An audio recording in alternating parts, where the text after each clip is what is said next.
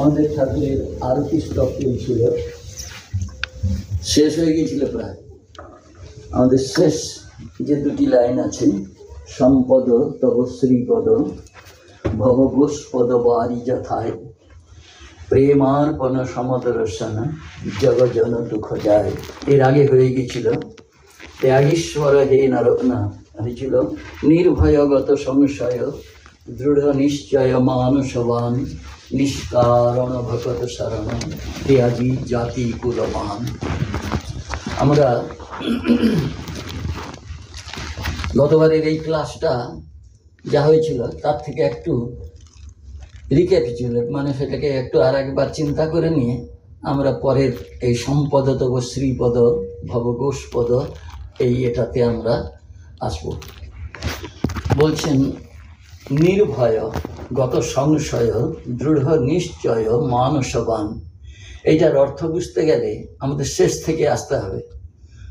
আমরা ছেলেবেলায় সিঁড়ি ভাঙা অঙ্ক করেছিলাম না, সেই সিঁড়ি ভাঙা অঙ্কর শেষ থেকে ধরে ধরে আসতে হয়, সিঁড়ি থেকে ভেঙে আস্তে আস্তে উপরে উঠতে। এও সেরকম দৃঢ় নিশ্চয় মানসবান। কীরকম তার মনটা ছিল, মানসবান, এরকম মন সম্পন্ন যিনি, কিরকম দৃঢ় নিশ্চয়, যেটাকে ধরতেন সেটাকে তার শেষ না দেখে ছাড়তেন না, এরকম নিশ্চয়, স্ট্রং ডিটারমিনেশন যাকে বলে।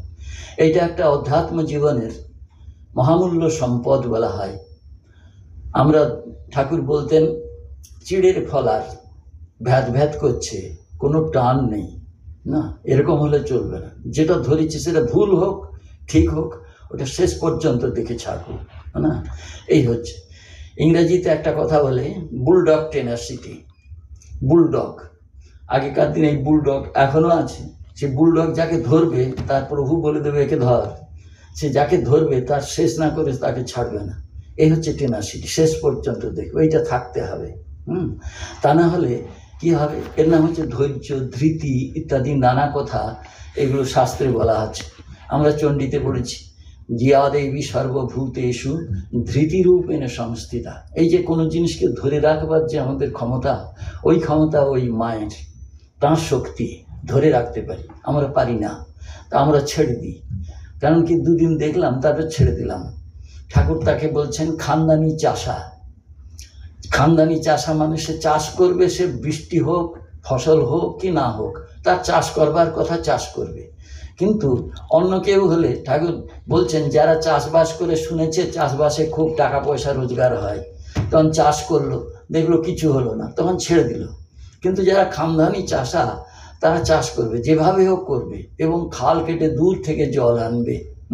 এরকম অনেক কথা এই যে অধ্যাত্ম জীবনের লেগে থাকা, এরকম। এবং সেই লেগে থাকাটা কতদিন? একটা গান আছে, হরি সে লাগি রহা রে ভাই তেরা বানাতে বানাতে বনি যাই। হরির নাম লেগে থাকো, ও একদিন হতে হতে হবে। ঠাকুর এটাকে পছন্দ করতেন না, ওসব চিড়ের ফলার, ও কি কথা, তেরা বানাতে বানাতে বনি যাই নেই, এক্ষুনি করতে হবে, এক্ষুনি, ইহাই বা এই just now, here and now, এরকম একটা যে টেনাসিটি এই মুহূর্তে চাই। কারণ কি, জীবন তো অনিশ্চিত, পদ্মপত্রে জল জীবনে চঞ্চল। এরকম একটা পদ্ম পাতার উপরে জল টলটল করছে, কখন যে পড়ে যাবে গড়ে, ঠিক তার কোনো স্থিরতা নেই। অতএব কোনো শুভকর্ম তাড়াতাড়ি করতে, এটা আমরা পড়েছি, শুভস্য শীঘ্রম অশুভস্য কালহরণম। কেন অশুভস্য কালহরণম? তা বলছেন খুব সুন্দর কথা আছে, কেন কালহরণ, আমরা এটা পড়েছি, অশুভস্য কালহরণম, অশুভ বস্তুর কাল ক্ষেপ করতে হয়, আর শুভ বস্তুকে শীঘ্র করে ফেলতে হয়। কেন? তার পিছনেও একটা সত্য আছে।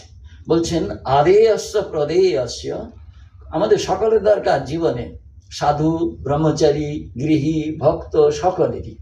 তো বলছেন আদেয়স্য প্রদেয়স্য কর্তব্যস্য চ কর্মণ ক্ষিপ্রম অক্রিয়মানস্য কাল পিবতি তদ্রসম। আপনার টর্চ জ্বলছে, বন্ধ করুন, না কি জ্বলছে একটা? আচ্ছা, তা এই যে বলছেন যেটা যাকে দিতে হবে সেটা তখন তাকেই দিতে হয়, বা আদেশ যেটা নিতে হবে সেটা তখনই নিতে হবে, আর যা দেওয়ার কথা অমুককে অমুক দিতে হবে সেটা তখনই দিতে হবে। আর কি কর্তব্যস্য চ কর্মণ, যে কর্মটি করতে হবে, যে কাজটি করতে হবে সেটা সঙ্গে সঙ্গে করতে হবে না, সেইটা বলতে হবে। তা যদি না করি, ক্ষিপ্রম অক্রিয়মাণস্য, যদি শীঘ্র সেটা না করা যায়, কাল পিবতি তৎ রসম, কাল তার যে ফলটাকে, রসম তার ফলটাকে হরণ করে। তো ভালো ফলটা, যে ভালো কাজটা আমি যদি না করি, ভালো ফলটা কাল নিয়ে নেবে। সেই জন্য শুভস্য শীঘ্রম, যেন শুভ কাজ সঙ্গে সঙ্গে করে ফেলতে হয়। আর অশুভস্য কাল হরণম, আর অশুভ কর্মের ফল সেটাও কাল হরণ করবে। সেটা যদি আমি করি ধীরে, আচ্ছা পরে করব, তখন সেই ফলটা যত দেরি হবে তো কাল সেটাকে নিয়ে শেষ করে দেবো, আমাকে আর ভুগতে হবে না। এই হচ্ছে কথাটা, কিন্তু তা হয় না। কর্মফল এটা ভুগতে হবে, এটা গীতা সর্বশাস্ত্র সার। হ্যাঁ, স্বামীজিও বলছেন কৃতকর্ম ভুঞ্জিতে হইবে, শুভে শুভ মন্দে মন্দ ফল, এ নিয়ম রোধে নাহি কারো ফল। অবশ্যমেব ভোক্তব্যম কৃতম কর্ম শুভাশুভম। যা কিছু করেছো তুমি, শুভ করো অশুভ করো, অবশ্যমেব ভোক্তব্যম। সেই কর্মফল নষ্ট হয় না। অন্য ফল রেখে দিলে নষ্ট হয়ে যায়, বীজ রেখে দিলে নষ্ট হয়ে যায়। 1 বছর 2 বছর থাকলে সেই বীজ নষ্ট হয়ে যায়, তাতে আর অঙ্কুরোদ্গম হয় না, গাছ জন্মায় না। কিন্তু এই কর্মফল যাবে না, না, যা কিছু বলছেন সেটা নষ্ট হবে না। কারণ জন্ম কোটি শতৈরপি, কোটি কোটি জন্ম, 100 কোটি জন্ম হলেও না ভুক্তং ক্ষীয়তে কর্ম, কর্ম ভোগ হয়ে না ভোগ হয়ে সেই কর্মফল নষ্ট হয় না। ভালো কর্মফল ভোগ হবে, খারাপ কর্মফলও ভোগ হবে, বুঝলে? তা সেই জন্যে আমরা যা কিছু করছি, সেটা স্বামীজিও এটা বলছেন, you are the architect of your own fate. না, তোমার যে ভাগ্য, তুমি ভাগ্যের নিজেই এক স্থপতি, তুমি এই ভাগ্য নির্মাণ করেছো, সেই জন্য কেউ দোষী নয়। আমরা নিজের ভাগ্য নিজের তৈরি করে ভগবানকে দোষ দিই। ভগবান এই কষ্ট দিলে, এই দুঃখ দিলে, ভগবান কিচ্ছু দেননি। তিনি শুধু করেছে কি, যার যা কর্ম সেইটা নির্ধারণ করে তাকে দিয়ে দেন। এত নিক্তি ধরা তার কর্ম। সেই জন্য বলছেন যে এই যে দৃঢ় নিশ্চয়, যে কাজ করব এক্ষুনি করবো, এরকম মানসবান। আর সেটা কখন হয়, দৃঢ় নিশ্চয় কখন হয়? যখন সংশয় চলে যায়। সংশয়, এটা করলে ভালো হবে কি খারাপ হবে, এরকম একটা সংশয় থাকে। সেই সংশয় হচ্ছে, সেই জন্য সংশয় আত্মা বিনশ্যতি, তাই গীতাতে বলছেন। এরকম সংশয় থাকা মানে তার বিনাশ। সংশয় রাখতে নেই। সংশয়, ঠাকুরকে সেই জন্য বলা হচ্ছে সংশয় রাক্ষস নাশ মহাস্ত্রম। তিনি যেন সংশয় রূপ রাক্ষসকে, রাক্ষস কি করে গিলে ফেলে, মেরে ফেলে, সেই সংশয় রূপ রাক্ষসের যেন মহা অস্ত্রস্বরূপ। এরকম সংশয় রাক্ষস, সেই জন্য সংশয় রাখতে নেই। এই সংশয় হচ্ছে অজ্ঞানের থেকে হয়, এই সংশয় নিরসন করতে হয়। এই দৃঢ় নিশ্চয় গত সংশয় আর নির্ভয়, তখন নির্ভয় হয়। গীতাতে আছে প্রশান্ত আত্মা বিগত ভি ব্রহ্মচারী ব্রচে স্থিত, এরকম একটা শ্লোক আছে, সেখানে বিগত ভি কথাটা আছে। বিগত ভি মানে যার ভয় চলে গেছে, গত ভয়। সেই বিগত ভি এই কথাটার মানে নির্ভয়। আমরা সোজা যার ভয় নেই, ভয় চলে গেছে, তো নির্ভয়। তো এই নির্ভয়, এই বিগত ভীর মানে কি, এটা আনন্দগিরিজি তার টিকাতে লিখছেন, খুব সুন্দর লিখছেন। সর্বকর্ম পরিত্যাগে শাস্ত্রীয় নিশ্চয় অবসাদ নিঃসন্দিগ্ধ বুদ্ধিত্বম বিগত ভয়ত্বম। দেখুন এই কথাগুলো আছে এখানে। শাস্ত্রীয় নিশ্চয় কি বলছে, সর্বকর্ম পরিত্যাগে, যখন জ্ঞান হয় তখনই সংশয় যায়, তার আগে যাবে না। আর এটা বলছেন কখন জ্ঞান হয়, যখন সমস্ত কর্মত্যাগ হয়ে যায়। জ্ঞানীর কর্ম হয় না, না, কিন্তু হয়, সেই কর্মের ফল হয় না। এই কথার মানে হচ্ছে এইটাই। তা নাহলে গীতায় দেখবেন প্রত্যেক ছত্রে ছত্রে সব কন্ট্রাডিকশন আছে, না? এইটা বলছেন যে কর্মফল, এটা হচ্ছে সকলকে কর্ম করতে হবে, কেউ কর্ম না করে এক মুহূর্ত থাকতে পারে না। নয় কশ্চিৎ ক্ষণমপি জাতু তিষ্ঠতি অকর্মকৃত। অর্থাৎ সবসময় তোমাকে কর্ম করতে হবে। সবসময় যদি কর্ম আমাকে করতে হয়, তাহলে আমি ভালো কাজ কেন না করব? কিমহম সাধুম অকরবমিতি, কিম নাহম সাধুম অকরবমিতি, কিমহম পাপম অকরবম। মানে সেখানে বলছেন আমি ভালো কাজ কেন না করব না, যদি আমাকে কর্ম না করলে আমি থাকতে পারবো না। নজাতু ক্ষণমপি, এক মুহূর্ত থাকতে পারবে না। বলে না আমি তো কিছু কাজ করছি না, আমি চুপচাপ বসে থাকাটা কর্ম। বুঝলেন? কিছু নেই, আমি শুয়ে আছি, ওইটাও কর্ম। ঘুমাচ্ছি, কর্ম। যা করবেন কর্ম। তো এইভাবে যদি সব কর্ম হয়, যা কিছু করছেন, তো বসে থাকা চুপচাপ সেটাও একটা কর্ম যদি হয়, তাহলে এইবারে বুঝে দেখুন যে কোন মুহূর্তে আমি কর্ম করি। আমার স্থায়িত্ব, আমি আছি, অহমস্মি, এটাও একটা কর্ম, আমার স্থায়িত্ব। অতএব সেই জন্য ভগবান বলছে নহিক সমপি জাতু, কখনো কেউ মুহূর্তের জন্য অকর্মকৃত, কর্ম না করে থাকতে পারবে না। এটা সর্বশাস্ত্র। উপনিষদে বলছেন কুর্বন্যে এহ কর্মাণি জিজীবিষেদ শতম সমা। এটা ঈশোপনিষদে শ্রুতি বলছেন কুর্বন্যে এহ কর্মাণি, এই জগতে এসেছো কর্ম করতে হবে। কারণ কি, এই জগৎটা হচ্ছে কর্মভূমি। আর স্বর্গটর্গ যদি থাকে সেগুলো হচ্ছে ভোগভূমি। যা কর্ম করলেন এখানে, যা পুঁজি ব্যবসা ট্যাবসা করলেন, কর্মফল নিয়ে স্বর্গ গিয়ে ভোগ করবেন, সেটা শেষ হয়ে যাবে। আবার ক্ষীণে পুণ্যে মর্তলোকম বিসন্তি, আবার আসতে হবে। আবার এখানে যেমন ধরুন কেউ বিদেশে গেছে ব্যবসা করতে, কিছু টাকা রোজগার করে চলে এলো, এখানে সব হাই পাই করে শেষ হলে আবার গেল, এরকম করতে হবে। এই যে কর্মভূমি, স্বর্গ হচ্ছে ভোগভূমি, আর পাতালটা কি হবে, দুর্ভোগ ভূমি। বুঝলেন? সেখানে কষ্ট করতে হবে, অসুরজনী, অসুরদের। সেই জন্য দৈবাসুর সম্পর্ক, ওটা হচ্ছে দেবভূমি, এটা নিচেরটা অসুর ভূমি, আর এইটা হচ্ছে ইন বিটুইন, এরকম একটা জায়গা। মা বলছেন আমাদের, বাবা এই মানুষ এক পা উপরে গেলে দেবতা হয়, আর এক পা নিচে গেলে অসুর হয়। দেখুন কি সুন্দর কথা, কত সহজে মা বলে দিলেন, তাই না? অতএব এই যে জগৎ, এই জগৎ কর্মভূমি, এই কর্মের উপরে নির্ধারিত হবে তোমার ভবিষ্যতের জন্ম, ভালো মন্দ ইত্যাদি সব কিছু। সেই জন্য ভগবানকে দোষ দেওয়ার দরকার নেই। আমি কি করেছি না করেছি, সেই জন্য সেই উপনিষদ যে উপকৃত বলেন কুর্বন্যে এহ কর্মাণি, তোমাকে কর্ম করে এই থাকতে হবে। এবং তো এই নান্যথে তো স্থির, এছাড়া তোমার কোনো অন্য গতি নাই, না অন্যথা অস্তিত্ব, যে না আমি কর্ম না করে অন্য আর একটা কিছু করবো, কিছু হয়তো এ কোনো গতি নাই তোমার। অতএব কর্ম করতে হবে, কিন্তু সেই জন্য বলছেন নকর্ম লিপ্যাতেই নারী, সেই কর্ম যেন তোমাতে লিপ্ত হয় না। কর্ম লিপ্ত হয় না মানে কর্মফলে তুমি আসক্তি রেখো না। সেই জন্য ভগবান গীতাতেও বলছেন কর্মণি এব অধিকার আসতে, তোমার কর্মতে অধিকার আছে। মা ফলে সুকদাচন, ফল দরকার নেই, ফল আমার। সেই কর্ম আমার হাতে, কিন্তু সেই ফল কি হবে না হবে, এবং সেই ফলের ফল আমাকে কি ভুগতে হবে, সেটা হচ্ছে তাকে আমরা অদৃষ্ট বলি। সেই কর্মফল আমরা দেখতে পাই না, যেন আমরা বলি অদৃষ্টে ছিল। এটা অদৃষ্টে ছিল না। একটা গান আছে, কপালে যা আছে তামা সব তাই যদি হবে, জয় কালী বলে কেন ডাকাতে হবে? তাই তো, তোমার ডাকতে যাবো কেন? আমার যা কর্ম তাই হবে। তা তুমি কি করবে এখানে? তোমার কোনো রোল নাই এখানে, আছে না? বলছেন ঠাকুর, সেই জন্য বলছেন আমি কর্মনাশা, আমাকে যে মামেও বলছে প্রপদ্যন্তে মায়ামে তাম তরন্তি, সব কর্ম মায়ার রাজ্যে, মায়ের রাজ্য পেরিয়ে গেলে আর কোনো কর্ম নেই। সেই জন্য হচ্ছে সর্বকর্ম পরিত্যাগে, মানে যিনি মায়ের রাজ্য পেরিয়ে গেছে। শাস্ত্রীয় নিশ্চয় অবসাদ, তার শাস্ত্রের উপরে শ্রদ্ধা হয়েছে। শাস্ত্রে যা কিছু আছে সে সত্য, শাস্ত্র সত্য। শাস্ত্রীয় নিশ্চয় অবসাদ, নিঃসন্দিগ্ধ বুদ্ধিত্বম, তার বুদ্ধিতে কোনো সংশয় নেই। বুদ্ধিত্বম মানসবান, এরকম মানে নিশ্চয়। এই দেখুন এখানে আছে, তাহলে মানসবান নিঃসন্দিগ্ধ বুদ্ধিত্বম না, সেটা হচ্ছে দৃঢ় নিশ্চয়। তারপরে বলছেন গত সন্দেহ না, গত সংশয়। তারপরে বলছেন নির্ভয়। এই হচ্ছে বিগত ভয়ত্বম। তো এইটা আমাদের হয়ে গেছে। এবং সেই বিগত ভয়, ঠাকুর কারোর কাছে কিছু ভয় করতেন, সে রাজা হোক, মন্ত্রী হোক, গরিব হোক, যাই হোক, যা বলবার একবারে বলে দিতেন, সোজা কথা, কাউকে ভয় নেই, এরকম গত ভীম। আচ্ছা, ইয়ে তো গেল। আচ্ছা, জন্তু জানোয়ার তারা তো অত সব বুঝবে না, শাস্ত্র ফাস্ত্র, তাদের থেকে ভয় নেই। কেন ভয় নেই?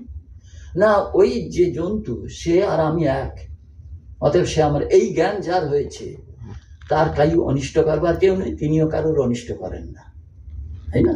এরকম হচ্ছে, এই হলো জ্ঞানীর লক্ষণ। সেইটাই বলছে নিষ্কারণ। আর ভকত শরণ, ভকেত শরণ, ভক্তরা তার শরণ গ্রহণ করে। কেন করেন? তার কেন নেই। আর তিনি ভক্তির বলছেন না, ঠাকুর বলছেন, একবার বলছেন আমি ভক্তের রাজা হব। বেশ, ভক্তের রাজা, এই ভক্তের রাজাটার মানেটা কি? দুটো অর্থ হয়। একটা হচ্ছে আমি সমস্ত ভক্তদের মধ্যে শ্রেষ্ঠ ভক্ত হবে, রাজা ভক্ত, এই একটা অর্থ হয়। আর একটা অর্থ হবে আমি ভক্তদের হৃদয় রাজ্যের রাজা হব, অধীশ্বর হব। ঠাকুর কোনটা হয়েছেন? দুটোই হয়েছে, তাই না? তিনি এরকম ঠাকুরের মতো, শ্রীরামকৃষ্ণের মতো এরকম ভক্ত কোথায় পাবে? এত ভালোবাসা মানুষকে, জেনুইন, এরকম ভক্ত। আর কি? আজকে দেখুন কত মানুষের হৃদয়ের অধীশ্বর তিনি হয়ে আছেন, রাজা, ভক্তের রাজা। তো এটা তিনি দুটোই হয়েছেন না, দুদিক থেকে এই কথাটা জেনে বলছেন ভকত শরণ ত্যাজি জাতি কুল মা। তার কাছে জাতি কুল কিছুই ছিল না, সব এক দেখছেন। কখন জাতি কুল চলে যায় তখন দেখলেন সর্বভূতে সেই ঈশ্বর আছেন। ঠাকুর এটা দেখছেন। তার তিনটে দশা ঠাকুর বলতেন মহাপ্রভুর কথা বলে মাস্টারমশাই লিখছেন কথামৃতে, মহাপ্রভুর কথা বলিয়া ঠাকুর কি নিজের দশা বর্ণনা করিতেছেন। কি কি দশা? একটা হচ্ছে বাহ্য দশা, একটা অন্তর্বাহ্য দশা, আর একটা হচ্ছে অন্তর্দশা। অন্তর্দশায় একেবারে জড়বৎ সেই সমাধিতে মগ্ন থাকতেন। ঠাকুরের জীবনেও দেখি যেমন জড় সমাধি একবারে, কাক পাখি তার গায়ে। ঠাকুর বলতেন দক্ষিণেশ্বরের লোকেরা বলতো আপনি যখন গঙ্গাধারে ধ্যান করে এত তন্ময় হয়ে যেতেন, সেখানে কাক শালিক চড়ুই পাখিরা আপনার গায়ের উপরে খেলা করতো, আপনার মাথার উপরে খেলা, কোনো হুঁশ নাই। এরকম এই হচ্ছে জড়বৎ থাকা, এ হচ্ছে অন্তর্দশা। অন্তর্বাহ্য দশা বলছেন তখন মহাপ্রভু গর্গর মাতোয়ারা হয়ে উন্মত্ত নৃত্য করতেন আর ভগবানের নাম করে সকলকে মাতাতেন। অন্তর্বাহ্য দশা ঠাকুর এরকম দেখেছি যখন করতেন, সেই কি নৃত্য, আর সেই দীপ্ত তার সেই ভঙ্গিমা সেই দেখতেন। তারপরে কি হচ্ছে বাহ্য দশা, তখন সুভাষাদি শ্রীবাসাদি ভক্ত সঙ্গে ভগবত প্রসঙ্গ করিতেন। ঠাকুর যখন বাহ্য দশায় থাকতেন তখন কত ফষ্টি নষ্টি, কত গল্প, কত শাস্ত্র, কত কি বর্ণনা করতেন। এই হচ্ছে তিনটি দশা। এবং তার সেখানে কারা অধিকারী? সকলেই অধিকারী। যারা ভগবানকে ভালোবাসে তারাই তার অধিকারী। আচ্ছা, ভগবানকে ভালো না বাসে, বল ঠিক আছে তুমি একবার ভগবানের নাম করো না, তাহলে তুমি ভক্ত হয়ে গেলে। তো ভগবানের নাম করেছি, যেটা ঠাকুর বলছেন যে একবার ঠিক ঠিক জীবনে ভগবানকে ডেকেছে তাকে এখানে আসতেই হবে। বাবা, কত বড় কথা! ঠিক ঠিক একবার নাম করেছে। তো আমাদের মনে করে দেখি কোনোদিন কি একদিনও কি ভগবানের নাম ঠিক ঠিক করিনি? নিশ্চয়ই করেছি। এইটুকু এই দৃঢ়তা থাকতে হবে, হ্যাঁ একবার ডেকেছি তোমাকে, আমি তুমি তো বলেছো, অতএব আমি তোমার কাছে যেতে পারবো কি না পারবো, তোমাকে আমার কাছে আসতে হবে। ভক্তও বলবেন আমি যদি একবার তোমাকে ডাকতে হবে পারি না, তাহলে তোমাকে আমার কাছে আসতে হবে।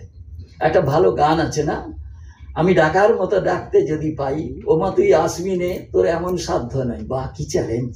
আহা, তাই না? আমি ডাকার মতো ডাকতে যদি পাই, ও মা তুই আসবি নে, তোর এমন সাধ্য নেই। কি ভগবানের ক্ষমতা, কি ভক্তের ক্ষমতা না! এরকম ভক্ত তো এরকম সেই ডাকা। সেই জন্য বলছেন ত্যাজি জাতি কুলমান। রসিক মেথড সে বলছেন আমার কি হবে? তো সে ভাবছে এখানে যারা আসছে সব নিয়ে চলে যায়, আমি এখানে আছি, অথচ আমি কিছু পাবো না। সে হতে পারে না, একদিন ধরবো, যা আবার হবে। আমি মেথর হলেই বা, তিনি জগৎ পিতা, আমি তো তার সন্তান। তা ঠিকই আছে, একদিন ধরবো। যখন কখন ধরবো কেউ থাকবে না, এরকম একটা তো হয়েছে। এই যে একটা তার মনে এরকম দৃঢ় একটা আকাঙ্ক্ষা, ভগবানকে আমি ধরবো ঠিক একদিন। তে ভগবানও তাকে সেই মুহূর্তটি করে দিয়েছেন। ঠাকুর একা চলেছেন, রসিক ছিল, তোকে সে ব্যাস ধরে একবারে শটান পড়েছে। একজন ভক্ত সেই ছবিটাকে কল্পনায় এঁকেছে, ঠাকুর দাঁড়িয়ে আছেন আর রসিক সাষ্টাঙ্গে পা দুটো ধরে শুয়ে আছে। এই দৃশ্যটি দেখলে সেই উদ্দীপনা হয়। এরকম ভক্ত, কি বিশ্বাস! তো বলছে ওরে রসিক ওঠ, তোর ভয় কি? তুই মায়ের মন্দিরে রয়েছিস, তুই এত পরিষ্কার করছিস, তোর তো হয়েই গেছে না, এই যে তুই ওঠ বাস। তখন সে রসিক কবলে তো নিল, তুমি বলো আমার সব হবে কিনা? বলে হ্যাঁ হবে। ভগবান কথা দিলেন তাকে, তবে ছাড়লো। এই ত্যাজি জাতি কুলমান। তখন তিনি বলতে পারেন তুই আমাকে ছুঁয়ে দিবি, আমাকে আবার গঙ্গা স্নান করতে হবে। বলেননি। কেন বলেননি? এখানে যে চৈতন্য আছে, ওখানে যে চৈতন্য আছে, সর্বভূতে সেই চৈতন্য আছে। দেখছি কি, ঘটি বাটি দরজা জানলা চৌকাঠ মায় কোষাকুষি পর্যন্ত সব চৈতন্যময় হয়ে আছে, যেন জগৎটা চৈতন্যতে জোরে আছে। এই যে জোরে আছে একটা কথা বলছে, স্যাচুরেটেড হয়ে আছে ভেতর বাই অন্তর বহিশ্চ তৎসর্বম ব্যাপ্য নারায়ণ স্থিত। সর্বত্র তিনি অন্তরে বাইরে সর্বব্যাপী হয়ে তিনি আছেন। এইটা আমাদের পরের দিন হয়েছিল। অতএব ভগবানকে ডাকতে হয়। ভগবান তো দেখিনি, তোমাকে দেখছি। একজন ভক্ত এসে মাকে ধরেছে, তো মা বলছেন বাবা ঠাকুরকে ডাকো। ভক্ত খুব বুদ্ধিমান, ঠাকুর বলছেন না ভক্ত হবি তো বোকা হবি কেন, ভক্তরা বোকা নয়, খুব বুদ্ধিমান। তো ভক্ত কি জবাব দিল? মা তো আর কোনো জবাব দিতে পারলেন না, না না, একবার মা সরস্বতী তার বাক্য সেখানে চুপ করে দিয়েছে। সে ভক্ত বলল মা সাক্ষাতে থাকতে থাকতে অসাক্ষাতে কেন যাবো? বাহ, সাক্ষাতে তোমাকে দেখছি জগৎ জননী, আর ঠাকুর তো এখন অসাক্ষাৎ, তা আমি তাকে কোথায় খুঁজতে যাব? তিনি কোথায় আছে? অতএব ওই বোকা আমি নই, এই যা সাক্ষাতে পাচ্ছি তাকেই ধরবো। মা আর কিছু তো বলতে পারলেন। ঠাকুরও তাই, যদু মল্লিক টাকা টাকা করে, এ ভারী মজার। এরকম দেখুন ঠাকুর কাউকে নেতিবাচক কিছু ঠাকুরের ছিল না, তুমি যা করছো করো, ওদেরই ভগবান লাভ হবে না। তো ঠিক আছে, গিরিশ মদ খায়, খারাপ সত্যি বটেই। তো বলছে ঠিক আছে তুমি মার নাম করো, খাও একবার, ঠিক আছে। এরকম এই ঠাকুর বলতেন না, এই যে ঠাকুরের ফিলসফি এর মধ্যে বিশেষত্ব হচ্ছে, আমরা আসছি পরে, তাই এখানে বলছেন যে তুমি যা কিছু করবে একবার ঈশ্বরকে জড়িয়ে রেখে দাও, বাস, তাহলেই হলো, তাহলে তিনি তোমাকে দেখবেন, তাকে ভুলে যেও না। হ্যাঁ, ভগবান তো বলছেন যৎ করোসি যৎ অশ্নাসি যৎ জুহসি দদাসি যৎ যৎ তপস্যাসি কৌন্তেয় তৎ কুরুষ্ব মদর্পণম। যা কিছু করো সব আমাকে দিয়ে দাও, আমি সব নেব, না। এই যে ভগবান এটা বলছেন, জাতি কুলমান কেউ নেই তার কাছে, জাতি কি, তার কাছে কুল কি। মা যখন বলছেন না যে নলিনী দিদি বলছে এ মা 36 জাতের এন্ট্রো কুড়িয়ে বেড়াচ্ছেন, মা তার ছেলেদের সব খেতে দিয়ে সেই জায়গা পরিষ্কার করে, কেউ তো করবে না, না, সব আমরা তথাকথিত ব্রাহ্মণ, আমাদের জাত আছে, চলে যাবে। যাত্রা কত ঠুনকো, তাই না? কিন্তু যায় না, জাত যায় না, বুঝলিস? তো সেই জন্য বলছেন, মাকে বলছেন এ মা পিসিমা 36 জাতের। মা কি বললেন? মা বললেন 36 কোথায়, সব তো এখানকার, আমার ছেলে 36 জন ছেলে যদি 36টা জাত হবে নাকি? এই জগৎ মাতা। ঠিক ঠাকুরও তাই, ত্যাজি জাতি কুলমান, আমাদের দৃষ্টিতে জাতি কুলমান নেই। ধনী কামারিনী তার ধাত্রীমাতা, তিনি ধরে বসেছেন তোমাকে, যখন তোমার উপনয়ন হবে তুমি আমার কাছে ভিক্ষে নেবে, প্রথম ভিক্ষা, কথা দাও। ঠাকুর বললেন ঠিক আছে নেব। তখন যখন ভিক্ষে নেওয়ার জন্য বলা হচ্ছে, কোনো ব্রাহ্মণ মহিলা তাকে ভিক্ষে দেবেন বা গর্ভধারিণী ভিক্ষে দেবেন, ঠাকুর বললেন না, আমি ধনী কামারিনীকে, ধনীকে কথা দিয়েছি তার কাছে, বলে এটা শাস্ত্রে নেই, অশাস্ত্রীয়, না না, ব্রাহ্মণ কোনো ব্রাহ্মণীর কাছ থেকে ভিক্ষা নেবে। ঠাকুর বললেন ঠিক, তা আমি কথা দিয়েছি, সেই কথা রক্ষা না করলে যে মিথ্যা হবে, এই মিথ্যা কথা বলে ব্রাহ্মণত্ব থাকে, এটা কোন শাস্ত্রে আছে? কি অকাট প্রশ্ন। আমি কথা দিয়েছি, সেই কথা খেলাপ হলে মিথ্যা হয়ে যাবে, এই মিথ্যা কথা বলে ব্রাহ্মণত্ব থাকবে কি করে? ব্রাহ্মণ তো সত্যে প্রতিষ্ঠিত হয়, তাই না? সেখানে কি করে থাকে? আর তো কেউ কিছু বলতে পারে, নিলেন তো বটেই। এই হচ্ছে না, কোনো চেয়ে নেই যে তোমাকে জগৎ কি বলবো না, আমি জগৎকে কেয়ার করি। জগৎ একটা মিথ্যা বস্তু সামনে ভাসছে, আর আমি যাকে দর্শন পেয়েছি, আমি যাকে পেয়েছি তার উপরে প্রতিষ্ঠিত হয়ে আছে। অর্থাৎ জগৎ থাক কি না থাক আমার কোনো প্রয়োজন নাই, ভাবটা যেন এরকম। যেন বলছেন, তো অতএব আমরা যদি, এটা শাস্ত্রে আছে যে এরকম যদি কোনো ভগবত লব্ধা পুরুষ যদি থাকে, তেনে ভক্ত তাকে ধরবে। তস্মাৎ এই মুন্ডক উপনিষদে শেষে আছে, তস্মাৎ আত্মজ্ঞম হি অর্চয়েত ভূতি কাম। যারা ভূতি কাম, যারা সম্পদ লাভ করতে চায়, কি সম্পদ? দৈব সম্পদ, জাগতিক সম্পদ, ঈশ্বরের ঐশ্বর্য সম্পদ, এই যদি কেউ লাভ করতে চায় তাহলে কি করতে হবে? ওই আত্মজ্ঞ যারা, ভগবানকে যারা লাভ করেছে তাদের ধরতে হবে।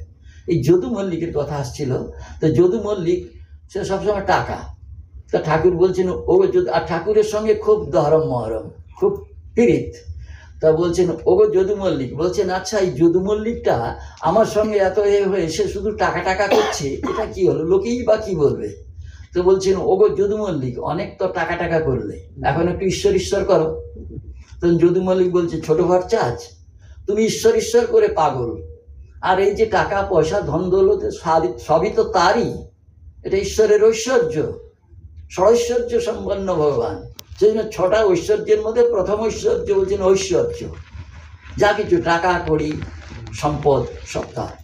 বীর্য, তার 6টা সম্পদ কি? শক্তিমত্তা, ঐশ্বর্যস্য সমগ্রস্য বীর্যস্য যশস্বশ্রিয় জ্ঞান বৈরাগ্যশ্চৈব সন্নাম ভগ ইতি মনা। এই 6টাকে ভগ বলা হয়।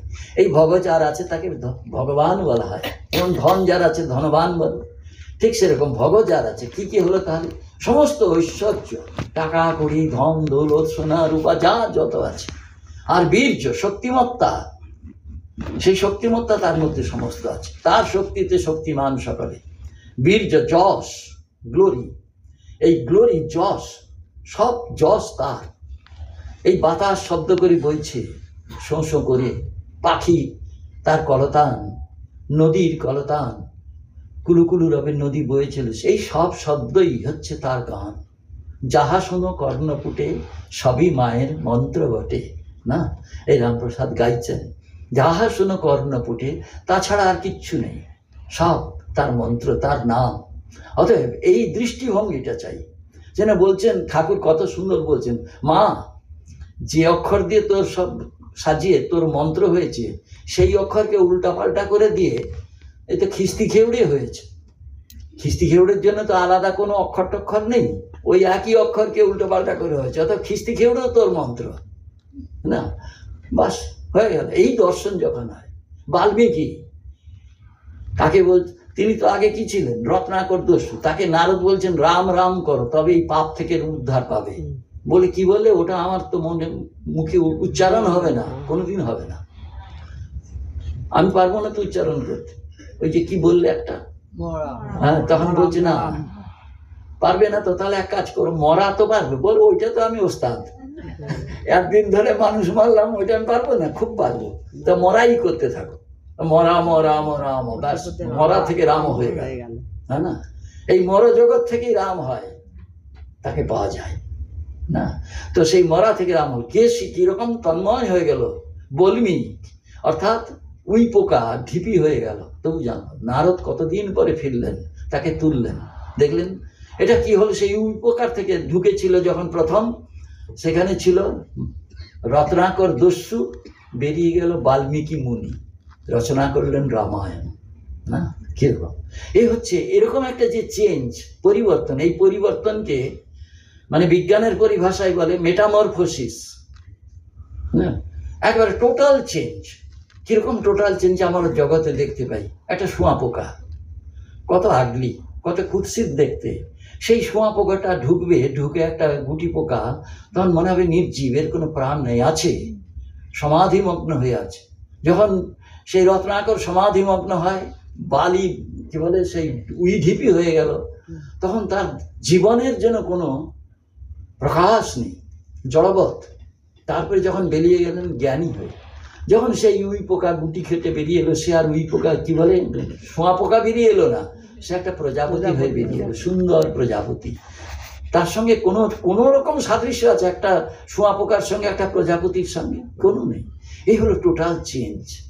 এই মানুষ, এই মরণধর্মী মানুষ ভগবানকে লাভ করে এরকম হয়ে যায়, এই টোটাল চেঞ্জ হয়। ঠাকুর বলতেন যেমন লোহা পরশমণির সোনা পেয়ে সোনা হয়ে, ছোঁয়া পেয়ে সোনা হয়ে যায়, তেমনি এই মরণশীল মানুষ ভগবানের স্পর্শে সে অমর হয়ে যায়। এই যে কথা উনি বলেছেন, অতএব যিনি বলেছেন সেই জন্য বলছেন যারা এই সত্যকে দর্শন করেছে তাদের অর্চনা করতে হবে। যেন স্বামীজি লিখছেন সম্পদ তব শ্রীপদ, তোমার এই শ্রীপদ এই হচ্ছে সম্পদ, আর কিছু নেই, আর সব বিপদ আপদ, তাই না? সেই জন্য বলা হচ্ছে অতএব এই সম্পদ যদি আমার থাকে আর আমার কোনো কিছু দরকার নেই, তাই না? আর সেই সম্পদ তাকে লাভ করলে মানুষ কি হয়? স্তব্ধ হবে, আর তার কিছু জংলব্ধ্বা চাপরম লাভম মন্যতে নাধিকম তথা, যাকে লাভ করে আর কিছু লাভ করবার মতন আছে বলে আর তার মনে হয় না, সব পেয়েছি দেশে চলে যায়, হ্যাঁ না? সম্পদ তব, আর ভব এই অনন্ত বিশ্ব ব্রহ্মাণ্ড গোষ্পদব না, গোষ্পদ মানে গরুর খুরার মতন, সেই গরুর খুরা আর সেই যদি ভগবানকে আমি ধরে থাকি তাহলে আমার কাউকে থেকে কোনো ভয় নেই, ভগবানকে ধরে আছি, হ্যাঁ না? আর তার বেচালেও পা পড়েন। ঠাকুর বলতেন যে ভগবানকে ধরে আছে তার বেচালে পা পড়ে না। এই কথাটা আমরা ভাগবতেও পাবো। এই কথা ভাগবতে কে বলছেন? বলছেন সাক্ষাৎ ব্রহ্মাজি বলছেন। কাকে বলছেন? নারদকে বলছেন, নারদ, আমার বাক্য কখনো মিথ্যা হয় না, আমার ইন্দ্রিয়গুলো কখনো অসৎ বস্তুর দিকে ধাবিত হয় না, আর আমার মন কখনো মিথ্যা কোনো বস্তুর চিন্তা করে না। তিনটি কথা বললেন। কারণ জন্মে হৃদয় উৎকণ্ঠবতা ধৃত হরি, যেহেতু আমি পরম ব্যাকুলতার সঙ্গে কাতরভাবে আমি ভগবানের শ্রী ভগবানের পাদপদ্ম দুটি ধরে আছি। বাহ! বলছেন, এটা বলছেন ন ভারতে মেয়ে অঙ্গ মৃষা উপলক্ষ্যাতে।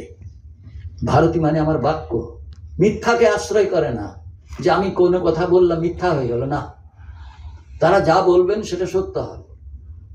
যদি সত্য না হওয়ার মতন কোনো কথাও বলে থাকেন সেটা সত্য হতেই হয়, সত্য। সেই জন্য বলা হচ্ছে যে সত্য কি করেন, এরকম যারা পুরুষ যারা ভগবানকে ধরে আছেন, সত্য তাদের পেছনে পেছনে যায়।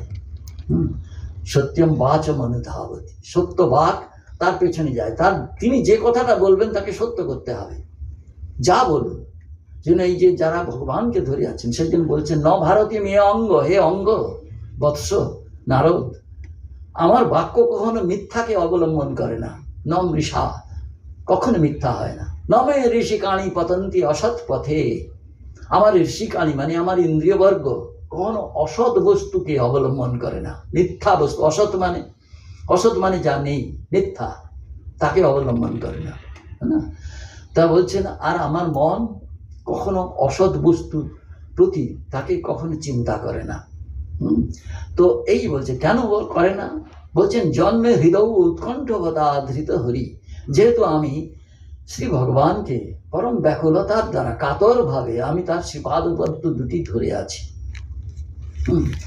নবই মনসমে কথা বৃথা গতি, আমার মন কখন মিথ্যা বস্তুর দিকে কখনো যায় না, আমার মনের এরকম মিথ্যা গতি নেই। তিনটি কথা বলে দিলেন, আমার বাক্য মিথ্যা হয় না, আমার ইন্দ্রিয়গুলো কখনো মিথ্যা বস্তুর দিকে পাবার জন্য ধাবিত হয় না, আমার মন কখনো মিথ্যা জিনিসকে চিন্তা করে না, মনে স্থান দেয় না।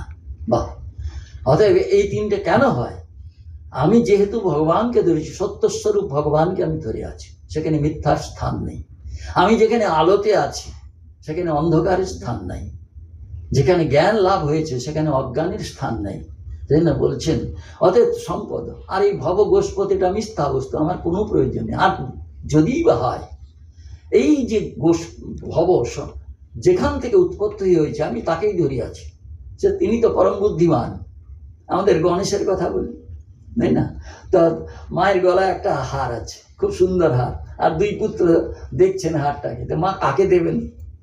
তো মা বললেন, একটা কন্ডিশন দিয়ে দিলেন। তখন মা বুঝলেন এর দুজনের খুব হারটা পাওয়ার ইচ্ছা আছে। তখন বললে তোমরা এক কাজ করো। কি কাজ? না, যে এই বিশ্ব ব্রহ্মাণ্ড পরিক্রমা করে আগে আসতে পারবে দুজন একসঙ্গে স্টার্ট করবে। এই রান স্টার্ট হবে, হুইসল দিলাম, না রেডি স্টেডি গো। তারপর তোমরা তখন ছুটতে আরম্ভ করবে। তারপর গিয়ে সারা বিশ্ব ব্রহ্মাণ্ড ভ্রমণ করে যে আগে এখানে আসবে সেই এই হারটি পাবে। তখন কার্তিক ভাবলেন হয়ে গেছে, হার তো আমারই, হ্যাঁ না? কেন আমার এই দাদাটি হচ্ছেন স্থূলকায়, নড়তেও পারে না, ভুঁড়ি সর্বস্ব, আর সে কি করে যাবে? আর তারপরে তার বাহনটা হয়েছে একটা ইঁদুর, আর আমি তো এরকম স্লিম বডি, আর দেব সেনাপতি, আর আমার বাহন হচ্ছে ময়ূর, আমি উড়ে এক্ষুনি চলে আসবো, না না? তো গণেশ চুপচাপ বসে আছেন। তারপরে কার্তিক চলে বেরিয়ে গেল, বলে সঙ্গে সঙ্গে উঠে পড়ো, এই শুভস্য শীঘ্রম। তো চললো। তো আর গণেশ তখন কিছুক্ষণ পরে, তার মা বাবা বসে আছেন।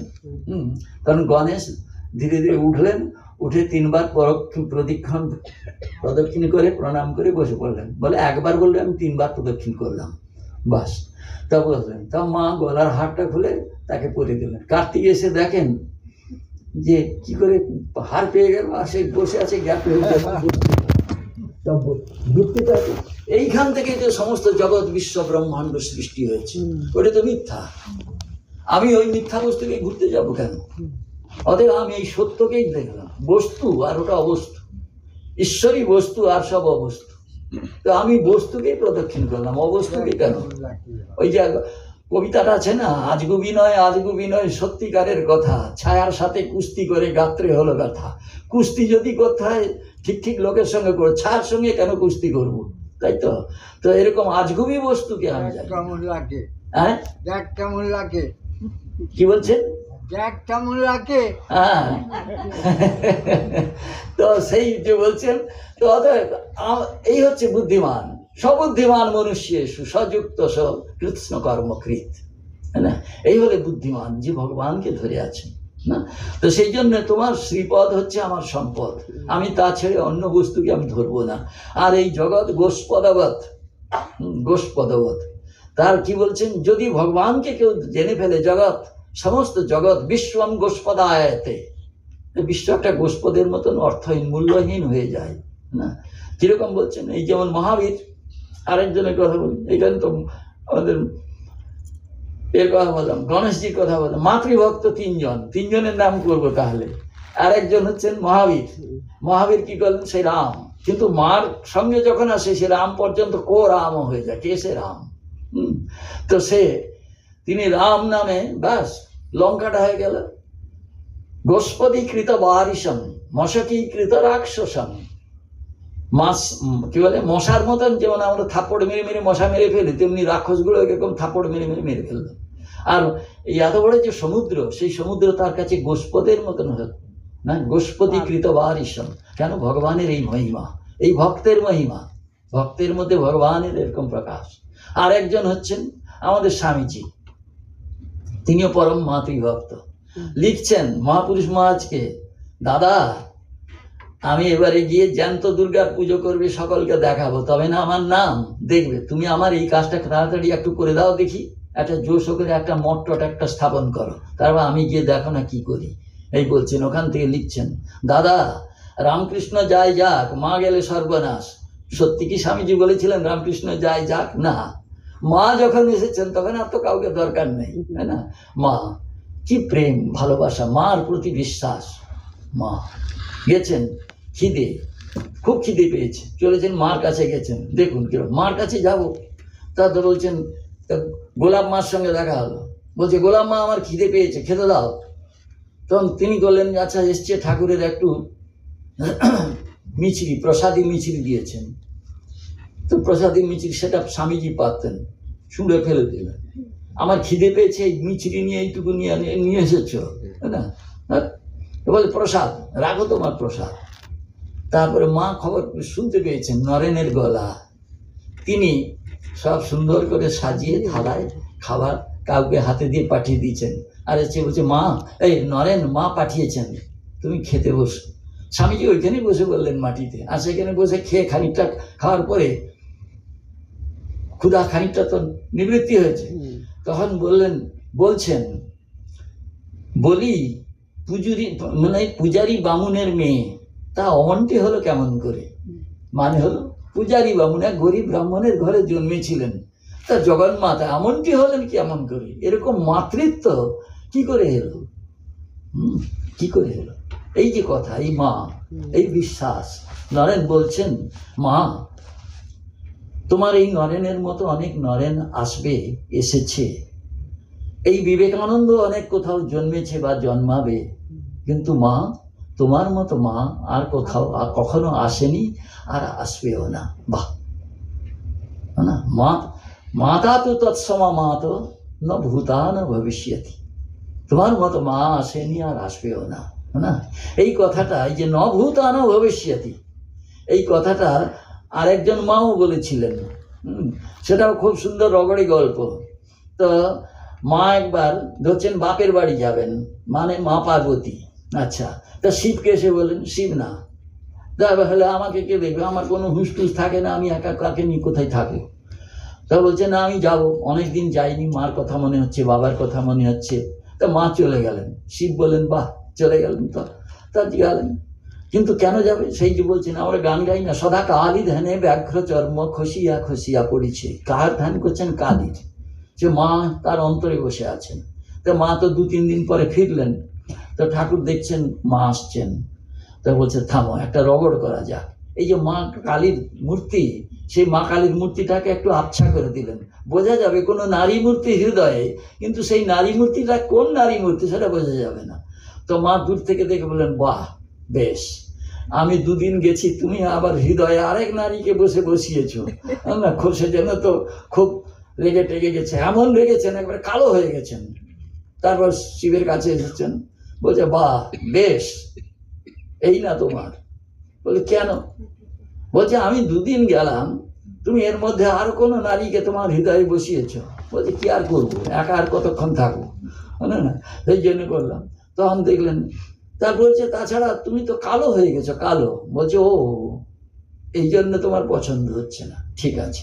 তখন মা সঙ্গে সঙ্গে করলেন, আজকে আমরা ক্লোনিং করি না, একটা টিস্যু থেকে একটা গাছ তৈরি হচ্ছে, সেরকম প্রাণীদেরও এরকম টিস্যু থেকে আর একটা প্রাণী সৃষ্টি করবার চলছে চেষ্টা, তাই তো? মা তখন ওই ক্লোনিং মা করে গেছেন। তখন করলেন কি, তার হৃদয়ে তার গা থেকে একটা কোষ তুলে নিলেন, বুঝতে পেরেছেন, করে সেইখান থেকে সৃষ্টি করলেন, হ্যাঁ না, সেটা হচ্ছে কোষ। সেই জন্য তার নাম হলো কৌশিকী, না কৌশিকী। এবং বলে এর বয়স আটকে দিলাম, 16 বছরের বেশি হবে না, ষোড়শী। মাকে তাই ষোড়শী রূপে পূজা করেছিলেন, না ষোড়শী। আর তার রূপ এরকম রূপ নেই, ঠাকুর তার দর্শন হয়েছে, বলছেন আমি দেখলুম সেই ষোড়শীর রূপ গলিত রূপার মতো গলে গলে পড়ছে। বাবা কি কথা, ত্রিপুরা সুন্দরী, কত নাম তার না, এরকম যে কৌশিক। তার তখন বলছেন দেখো, এই দেখো আমি কাকে সৃষ্টি করেছি, কি রূপ দেখাচ্ছ তুমি, না? মা তখন বলছেন এইরকম কন্যা অনায়া সদৃশা কন্যা ন ভূতা না ভবিষ্যতি, এরকম কন্যা আর আসেনি আর আসবে না, সেই ষোড়শী মা। যেমন তো ঠাকুর তাকে ষোড়শী পুজো করলেন। আর এর বয়স বাড়বে না, আমি মহাকালী, কাল আমার মুঠোর মধ্যে, অর্থাৎ কালের নিয়ন্ত্রণ কর্ত্রী আমি। সেই এই বয়স ঠিক 16 বছরের ষোড়শী, অতএব এরকম যে অপূর্ব সৌন্দর্যময়, এরকম। তা সেই বললেন, তখন শিব বললেন বোধহয় বেশি হয়ে গেছে ডোজ। তখন বলছেন, তখন তিনি সেই এটাকে সরিয়ে দিলেন, সরিয়ে দিলেন, বলছে আচ্ছা দেখো তো মূর্তিটা কার। মা তখন খুব লজ্জা পেয়ে গেলেন। তো এই কি সুন্দর গল্পটা, এই হচ্ছে কারণ কি, এই যে লীলা, এই লীলাটা দরকার হয়, ভক্ত এই লীলাকে মনে রাখবে, কারণ নির্বিকার নির্বিশেষ ব্রহ্মকে কে মনে রাখবে, দরকার কি আমার, তাই না? তার লীলার মধ্যে সেই লীলাময়কে ধরা যাবে। এই তো আমাদের উপভোগ্য বা উপজীব্য বস্তু। যে ঠাকুরও কত লীলা করেছেন, এইভাবে বলছেন গোষ্পদ বাড়ি যথা, একটা গরুর খুরার জলের মতনই সম্পদ, এই যে আমরা বলি সম্পদ। এখানে যেমন আমরা আবার আনতে পারি, কি বলছেন, বৃহদারণ্যক উপনিষদ। যাজ্ঞবল্ক্য তিনি জ্ঞানী, আর মৈত্রেয়ী তিনি জ্ঞানী নন, কিন্তু জ্ঞান লাভের ইচ্ছা আছে। আর তার আরেক পত্নী, তার নাম হচ্ছে কাত্যায়নী, তিনি হচ্ছেন বুভুক্ষু। ইনি হলেন বুভুক্ষু, মুমুক্ষু, মুক্ত, এই তিনজন। তাহলে তার কি টাকা কড়ি সম্পদ চাই? তো যাজ্ঞবল্ক্য এ হচ্ছে বিদ্বৎ সন্ন্যাস নেবেন। সন্ন্যাস দু প্রকারই বলা হয়, 3 প্রকারই ধরা হয়। একজন হচ্ছেন জ্ঞানী, তিনি ঈশ্বরই জেনে জগৎটা তার কাছে মূল্যহীন হয়ে গেছে, তখন তিনি এই সংসার ত্যাগ করেন। আর হচ্ছে সেই ঈশ্বর আছেন এরকম তাকে জানতে হবে, এই ইচ্ছা নিয়ে তিনি যান। আর অজ্ঞানী গুরুর কাছ থেকে উপদেশ লাভ করে তিনি ঈশ্বর লাভের চেষ্টা করেন। এইটা গীতাতেও আছে, বলেন না, সেই আছে সত্তা কিরকম চাই, তার মধ্যে যে একটা আগ্রহ চাই, যে এইটা কেমন চাই। সেজন্য গীতায় ভগবান বলছেন সক্তা কর্মণি অবিদ্বাংশ যথা কুর্বন্তি ভারত। সক্তা মানে আসক্ত হয়ে, জগতের ভোগ্য বস্তুর প্রতি আসক্ত হয়ে, যেমন অবিদ্বান ব্যক্তি, বিদ্বান নয়, যেমন কাজ করে প্রাণপণ, কুর্যাদ বিদ্বাংশ তথাসক্ত চিকিৎসুর লোক সংগ্রাম। বিদ্বান ব্যক্তিও তেমনি অনাসক্ত হয়ে ওরকম কাজ করবেন। কেন করবেন? তার তো সব পাওয়া হয়ে গেছে, তার নিজের তো কোনো প্রয়োজন নেই, ঠিক। কিন্তু লোকশিক্ষার জন্য লোকসংগ্রহ, চিকিৎসুর লোকসংগ্রহ করবার ইচ্ছা করে তিনি করবেন। লোকসংগ্রহ কাকে বলে? লোক ডেকে লোক জড়া করা নাকি লোকসংগ্রহ? আমার তো সংগ্রহ মানে তাই জানি না, এখানে বলা হচ্ছে লোকসংগ্রহ মানে যারা বিপদগামী হচ্ছে তাদের থামানো, শপথে প্রতিষ্ঠিত করা, আর যারা সৎপথে চলছে তাদের ত্বরান্বিত করা, আর যারা স্থির হয়ে আছে তাদের সৎপথে প্রবর্তিত করা। এই তিনটি কর্ম একসঙ্গে লোকসংগ্রহ বলা হয়। বুঝতে পেরেছেন? ঠাকুর এই কথা বলেছেন। সমস্ত শাস্ত্র কেন অবস্থা আর গরিষ্ঠ, যে কথা বললাম ঠাকুরের কথা আসছি, তা বলছেন ঠাকুর সেখানে তার নেগেটিভ নেই। হ্যাঁ, যা করো করো, থামো নেই। তুমি যাচ্ছ খারাপ রাস্তায়, এক জায়গায় থামো, তারপরে পেছন ফেরো, তাহলে ভালো থেকে খারাপে যাচ্ছ, তাহলে পেছন ফেলে যেই দিক থেকে গেলে সেটা ভালো হবে, তারপর চলতে আরম্ভ করো। তার মানে তো এখন তুমি ভালো চলবে। তার মানে তাকে কোথাও এক সময় কিছুক্ষণের মধ্যে হলেও তাকে থামতে হবে। আমি যাচ্ছিলাম এইদিকে, থামতে হবে, ঘুরতে হবে, আবার চলতে হবে। বুঝতে পেরেছ? এই হলো, এ হচ্ছে মিলিটারি কমান্ড। তিনটে কমান্ড আছে। প্যারেড হট, দাঁড়ালো, অ্যাবাউট টার্ন, পিছে মুড, পিছে ঘুরলো, মার্চ অন, মার্চ অন। কিন্তু তাকে থামতে হবে। ঠাকুর বলছে থেমন, থামার দরকার নেই, এগিয়ে যাও। ঠাকুর বলছেন না পিছিয়ে এসো, ঘোরো, আবার পিছন ফিরে চলো, নেই, এগিয়ে যাও। আর সেইটাকে ভালো করে এক্সপ্লেন করে দিলেন। স্টপ নট, স্বামীজি বলছেন রাইজ আবেক আর গো ফোর্থ, স্টপ নট, থেমো না, তোমাকে থামবে না। তাহলে কি করে হবে? আমি তো খারাপ রাস্তায় চলছি, খারাপ রাস্তায় গিয়ে কোথায় পড়বো একেবারে শেষ পর্যন্ত? বলেন না, আমিও চলেছি, চলো। ঠাকুরের ভাবটা এরকম, আমিও তোমার সঙ্গে যাচ্ছি। ওই যে অক্ষয়বাবু লিখেছেন, সদাই ফেরে পাছু পাছু, পাছে কিছু ফেরে পড়ি, তাই তো আমি ভাবতে নারি, সে ভজে কি আমি ভজি। বাহ, সে কাকে ভজে? তো সেই জন্য বলছেন আমিও তোমার সঙ্গে চলেছি, চলো। না, চলতে চলতে হঠাৎ ভক্ত দেখলো যেই দিক থেকে আসছিলাম ওই দিকেই চলেছি। কি করে হলো? আমি তো ঘুরিনি, থামিনি, পেছন ফিরিনি, অথচ দেখছি এখন যেই দিক থেকে আসছিলাম ওই দিক থেকে, মানে উল্টো দিকে হাঁটছি এখন। এই হচ্ছে শ্রী রামকৃষ্ণের অদ্ভুত শিক্ষা। সেই রাস্তাটা কেমন? যারা গণিতের আছেন তার মধ্যে প্যারাবোলিক বলা হয়, এরকম করে এই রাস্তাটা দেখেছি, এরকম আছে। তো তাকে নিয়ে চলেছিলেন এইদিকে, ওই প্যারাবোলার রাস্তাতে ঘুরে আবার উল্টো দিকে চলেছে। যেন বলছেন থামতে হবে না। এই হচ্ছে শ্রী রামকৃষ্ণের শিক্ষা। এরকম করে কখন যে ফিরেছে সেও জানে না, আমি কখন ফিরেছি, এরকম ভাবে এই শিক্ষা। সেই জন্য বলছেন তার শিক্ষা হচ্ছে দুনিয়া ছাড়া শিক্ষা। প্রেমার্পণম, আর হচ্ছেন প্রেম। স্বামীজি বলতেন শ্রী রামকৃষ্ণের সম্বন্ধে, হরি মহারাজ মানে স্বামী তুরানন্দজি মহারাজকে বলছেন নরেন, হরি মহারাজ জিজ্ঞেস করছেন ঠাকুরকে তোমার কি মনে হয়? তখন নরেন বলছেন, হরি ভাই আমি বুঝলাম না, ঠাকুর কি বস্তু বুঝলাম না, তাকে জানতে পারলাম না। না, জানতে পারলাম। বিশ্ব এই কথা বলছিলেন না, বিশ্ব শুয়ে আছেন, ঠাকুরের কথাই আছে কথামৃততে। বিশ্ব শুয়ে আছেন, চোখ দিয়ে জল পড়ছেন। অর্জুন বলছেন কেশবকে, ভাই দেখো এই পিতামহ অষ্টবসুর এক বসু জ্ঞানী, তবু ওই মৃত্যুকালে তার চোখ দিয়ে জল পড়ছে। তখন শ্রীকৃষ্ণ বললেন তাই, কেন জল পড়ছে? তখন ভীষ্ম বলছেন কেশব তুমি জানো আমার চোখ দিয়ে জল কেন পড়ছে? শ্রী মধুসূদনের নাম করে সকলে বিপদ থেকে উদ্ধার পায় না। মধুসূদন, শ্রী মধুসূদন, বিপদে মধুসূদন, ত্রাহিমাম মধুসূদন, তাই বলে ত্রাহিমাম।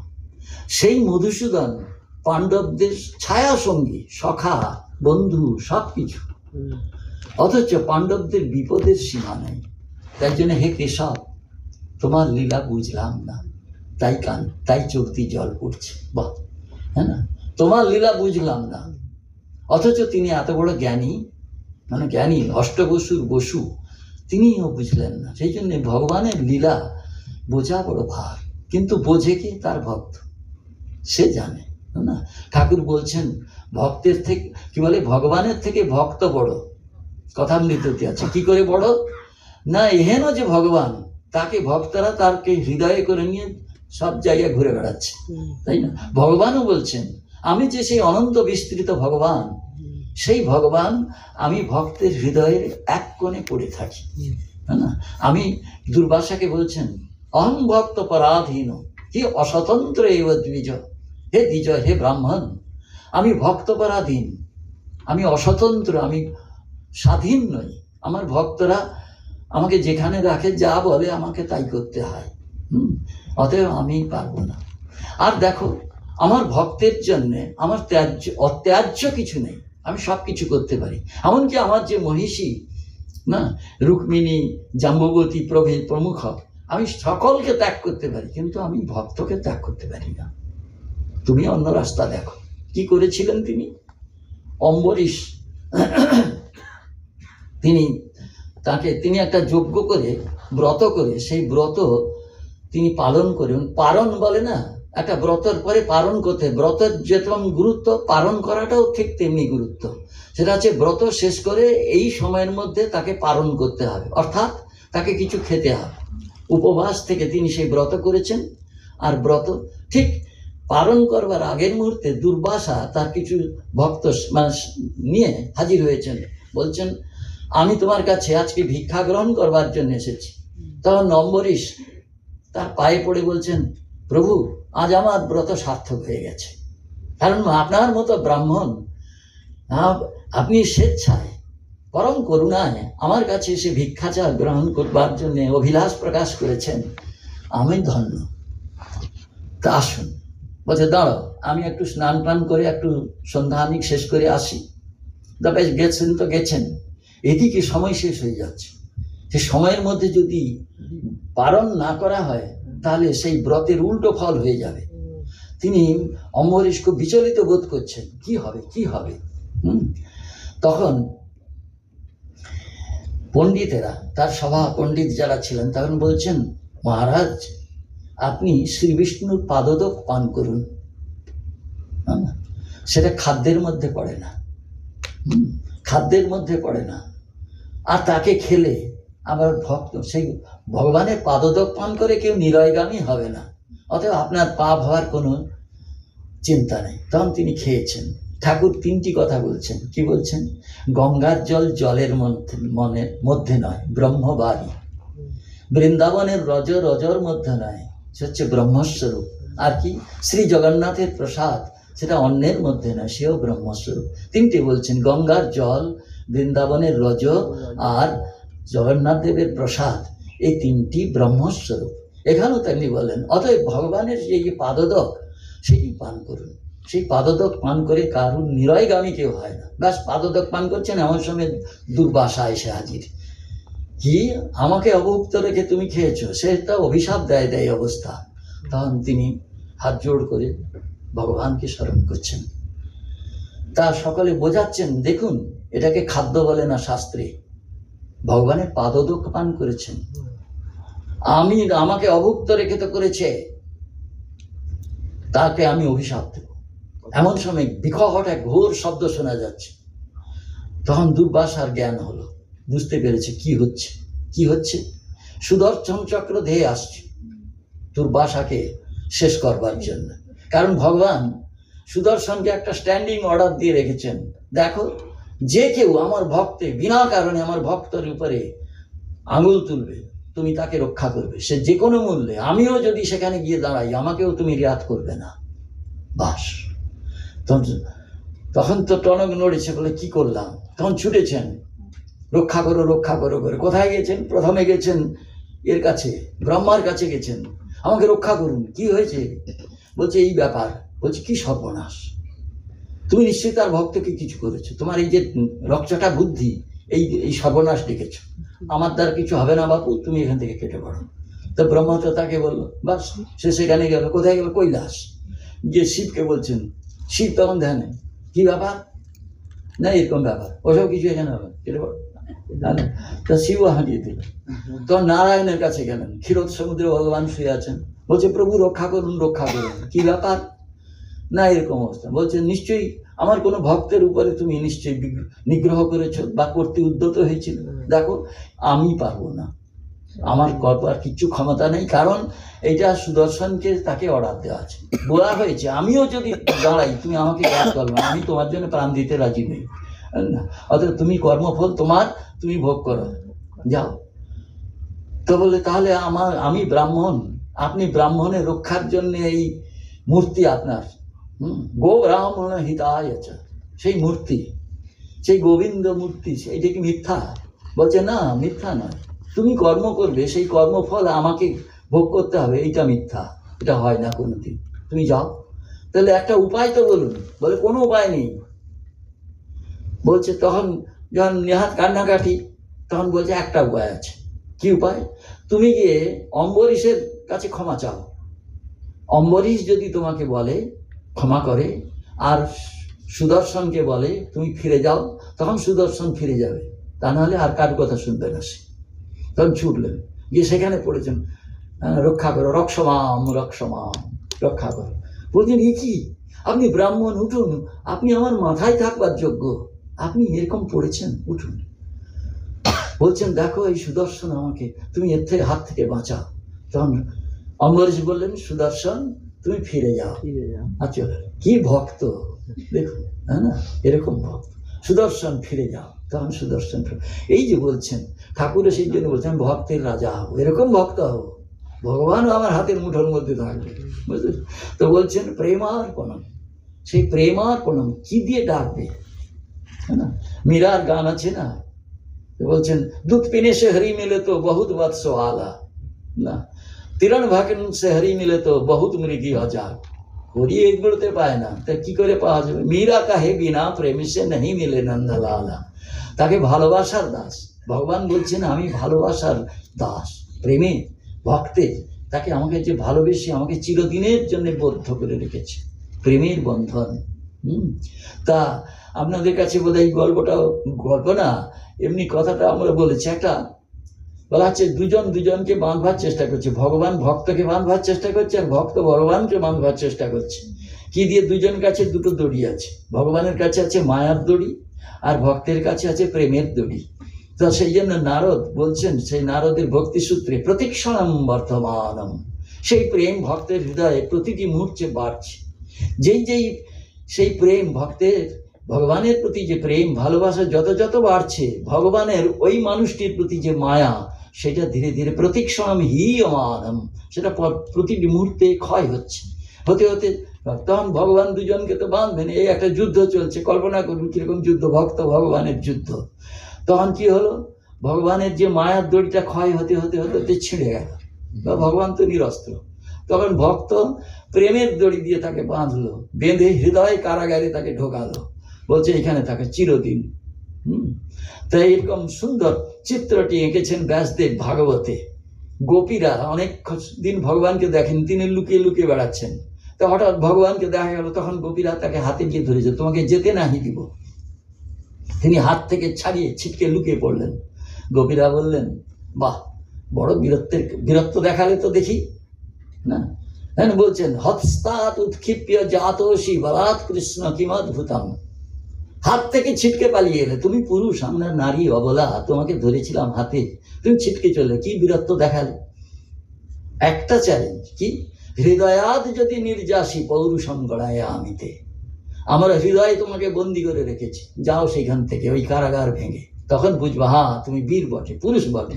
ভগবান সঙ্গে সঙ্গে ক্ষমা প্রার্থনা করলেন, না তোমরা ভক্ত, তোমাদের উদারতা সর্বজন বিদিত, সেই উদারতা পরবশ যদি তোমরা আমাকে মুক্তি দাও তবে আমার মুক্তি হয়, তা নাহলে আমার মুক্তি নাই, আমি চিরদিন ভক্ত হৃদয়ে।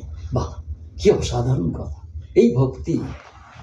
সেই ভক্তির কথা ঠাকুর বলছেন, আমি সেই ভক্তের রাজা হব, হ্যাঁ না। তো সেই জন্য ঈশ্বরকে আমি চাই আমার হাতের মুঠো, তাকে যেমনটি বলবে সে আমার কথা শুনবে। প্রেমার্পণম, কি ধরে তাকে বাঁধবো? প্রেমার্পণম সমদর্শনম, সেই জন্য তার কাছে সমদর্শনম। এই সমান সকলের মধ্যে ঈশ্বর আছেন, এই দেখে সমদর্শন। প্রহ্লাদের কথা ঠাকুর বলছেন কথামৃততে আমরা পাই, হিরণ্যকশিপুকে বধ করলেন, বধ করে সেই নৃসিংহ মূর্তি, বিকট মূর্তি, জগৎ যায় যায়, কি হবে, একে কে শান্ত করবে? কেউ সামনে এগোতে সাহস করছেন না। তখন মহাদেবকে বলা হলো, আপনি একে শান্ত করুন। মহাদেব বললেন, কারু কথাই ইনি শান্ত হবেন না, এই প্রহ্লাদকে পাঠিয়ে দাও, তাকে দেখলেই তার রাগ জল হয়ে যাবে।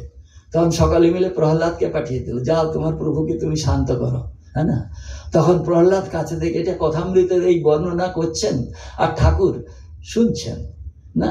তা সে কথামৃততে এই বর্ণনাটা আছে, কিন্তু এটা যখন কথা বলা হচ্ছে ঠাকুরের সময়, ঠাকুর শুনছেন, তখন সেই প্রহ্লাদকে পেয়ে ভগবানের সেই যে প্রেমস্বরূপ তিনি, তার সেই প্রেম প্রকাশ, তখন তিনি নৃসিংহ সিংহ অবতার, তাকে হাত দিয়ে যদি গায়ে হাত বলে তার ভক্তের গায়ে আঁচড় লাগতে পারে, সেই জন্য জীব দিয়ে তাকে চেটে চেটে আদর করছেন। ঠাকুর এই কথা শুনছেন, শুনে আহা আহা বলে বলে সমাধিস্থ হয়ে গেলেন। এই না ভক্ত ভগবানের লীলা। তখন বলছেন, নৃসিংহদেব বলছেন, বলো প্রহ্লাদ, আর কাকে শাস্তি দিতে হবে? আমি সকলকে শাস্তি দেব, যে তোমাকে কষ্ট দিয়েছে আজ তাকে আমি শেষ করব। তখন বলছেন প্রহ্লাদ, প্রভু আমি কাকে শাস্তি দিতে বলবো? সকলের মধ্যে তো তুমিই আছো, অতএব আমি যাকেই শাস্তি দিতে বলবো সে তো তোমাকে শাস্তি দেওয়া হবে। তাহলে কি করে হবে? তুমি, এরা অজ্ঞান, তুমি এদের ক্ষমা করো। বাহ, এই হচ্ছে ভক্ত, এই তার হৃদয়, কি বিশাল অনন্ত হৃদয়। ভক্তের হৃদয়ে রাগ নাই, দ্বেষ নাই, ঈর্ষা নাই, কিছু নাই, শুধু প্রেমে পরিপূর্ণ আছে। সেই প্রেম ঈশ্বরের প্রেম, অন্য কোনো প্রেম নাই না। জেনে বলছেন, আর সেই তাতেই হবে কি, যখন এই ঈশ্বর হৃদয় প্রেমে পূর্ণ হবে তখন জগৎ জন দুঃখ যায়, তখন এই দুঃখের নিবৃত্তি হয়। ভালোবাসতে পারলে সকলকে, কেউ শত্রু থাকবে না, কেউ পর থাকবে না। মা বলছেন, 36 কথা সব তো আমার না, আপনার। জগৎকে আপনার করে নিতে শেখো, কেউ তোমার পর নয়, না, তবে গিয়ে তোমার দুঃখ যাবে। তুমি যখনই তাকে বলছো এই আমার নয় না, তখনই তোমার দুঃখ, তাই না? এই জগৎ জগন্নাথ দুঃখ যায়। এরকম যে ঠাকুরের এই কথা আজকে শেষ হলো। আর একটা ক্লাস হবে, পরের 2টো ক্লাস বোধ হয় আজকে আমি তাহলে একটু সময় একটু নিলে তাহলে আজকে শেষ করতে হবে, এমন কিছু বেশি নয়। এই যে শেষে স্বামীজি লিখলেন নমো নমো প্রভু, এর তাৎপর্যতা বলে দিই, মিনিট 15 মধ্যে, বেশি না, বাক্য মনা, তাহলে এটা শেষ হয়ে যাবে। নমো নমো প্রভু বাক্য মনাতীত, মনোবচন এইকাধার, জ্যোতির জ্যোতি উজ্জ্বল হৃদি কন্দর, তুমি তম ভঞ্জন হার। তারপরে বলছেন, ধে ধে ধে ধে ধে লঙ্গ রঙ্গ ভঙ্গ বাজে অঙ্গ সঙ্গ মৃদঙ্গ, গাইছে ছন্দ ভকত বৃন্দ আরতি তোমার, জয় জয় আরতি তোমার, হর হর আরতি তোমার, শিব শিব আরতি তোমার। এই নমো নমো প্রভু, এই যে বর্ণনা করলেন, এর মধ্যে একটা কাহিনী আছে। স্বামীজি 2টি অভিশাপ বলবো না, তিনি বলেছিলেন 2টি কি, একটি হচ্ছে শ্রী রামকৃষ্ণ অনন্ত ভাবস্বরূপ, তার এই অনন্ত ভাবের যে ইতি ইতি করবে শ্রীরামকৃষ্ণ এই, শ্রীরামকৃষ্ণ এই, তার মহাকল্যাণ হবে। দ্বিতীয় বলছেন, এই সংঘ শ্রীরামকৃষ্ণের শরীর, এই সংঘরূপ শ্রীরামকৃষ্ণের যে অনিষ্ট করবার চেষ্টা করবে, সংঘের সমস্ত অভিশাপ তার মাথায় পড়বে। এই 2টো বলেছিলেন। তো প্রথমটা শ্রীরামকৃষ্ণ, স্বামীজিকে বলা হলো, নরেন তুমি একটা শ্রীরামকৃষ্ণের জীবনী লেখো। নরেন বলছেন, আমি পারি না, আমি পারবো না, ওটা আমার দ্বারা হবে না। কারণ শেষে কি শিব গড়তে বাঁদর গড়বো? স্বামীজি ওই একটি জায়গায় বলছেন আমি পারবো না, কিন্তু আমি পারি না কিরকম, তার সেই যে বিখ্যাত শ্লোক তিনি লিখছেন, কুর্মস্তারকা চর্বণম, আমি কি পারি, ত্রিভুবনম উৎপাটয়াম বলাৎ, কিং ভো ন বিজানাসি আসমান, রামকৃষ্ণ দাসাবয়ম। বাহ, বলছেন কুর্মস্তারকা চর্বণম, আকাশের তারাগুলোকে চিবিয়ে খেয়ে ফেলবো, ত্রিভুবনম উৎপা, 3 ভুবনকে তাদের সেই থেকে, হিঞ্চ থেকে আমি উপড়ে আনবো না, আপরুট করবো তাদের। আমাদের চেনো না, আমরা রামকৃষ্ণের দাস, আমরা রামকৃষ্ণের সন্তান, এই হচ্ছে তার পারার সীমা। আর পারি না কোথায়, সেই রামকৃষ্ণের জীবনীটা আমি লিখতে পারি না, তার পারি না। তখন ঠিক আছে, কিন্তু তখন আমাদের আরতির সময় গেছে ওম জয় শিব ওমকার হর শিব ওমকার, যেটা কাশী বিশ্বনাথজির মন্দিরে যেই আরতি স্তব গাওয়া হয়। তখন সকালে বললো, দেখো এটা তো শিবের, ঠাকুরের জন্য একটা স্তোত্র রচনা অন্তপক্ষে করো, তোমার ঠাকুর তার জীবনী লিখতে হবে না, তাই তো? তখন তিনি লিখলেন খণ্ডন ভব বন্ধন জগবন্ধন ইত্যাদি করে লিখলেন, শেষ করলেন জগজন দুঃখ যায়। তখন স্বামীজির হুঁশ হলো, আরে সেই যে অভিশাপ, সেই অভিশাপ তো আমার মাথায় পড়তে আরম্ভ করেছে। এই তো হয়ে গেল, খণ্ডন ভব বন্ধন জগজন দুঃখ যায়, 8টা লাইন আছে না, 8টা না, হ্যাঁ এই লাইন, এই 8টা শ্লোক, এই 8টা শ্লোকের মধ্যে তো হয়ে গেল 14-16টা লাইন, ব্যাস। সেই অভিশাপ তো আমার মাথায় পড়ছে। তখন ক্ষমা প্রার্থনা করছেন, নমো নমো প্রভু বাক্য মনাতীত, এটা আমার শেষ কথা নয়, তুমি বাক্য মনের অতীত। হ্যাঁ, এই জন্যে আমি এই যে লিখলাম, তা ঠাকুর জিজ্ঞেস করলাম তাহলে লিখলি কেন ওরকম?